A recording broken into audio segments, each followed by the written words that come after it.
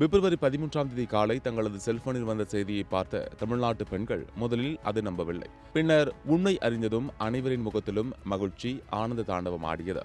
மகளிர் உரிமை தொகை திட்டத்தின் கீழ் பெண்களுக்கு ரூபாய் 5000 வரவு வைக்கப்பட்ட செய்திதான் அது. சற்று நேரத்தில் முதலமைச்சர் ஸ்டாலினும் வீடியோ வெளியிட்டு இதை உறுதி செய்தார். தமிழ்நாட்டுக்கான தேர்தல் தேதி அறிவிக்கப்பட்டுவிட்டால் இந்த மகளிர் உரிமை தொகையை வழங்க முடியாத சூழ்நிலை ஏற்படலாம் என்பதை முன்கூட்டியே கணித்து பிப்ரவரி, மார்ச், ஏப்ரல் ஆகிய 3 மாதங்களின் மகளிர் உரிமை தொகை மற்றும் கோடைக்கால சிறப்பு தொகையாக 2000 என மொத்தமாக 5000 ரூபாய் மகளிரின் வங்கிக் கணக்கில் வரவு வைக்கப்பட்டுள்ளது.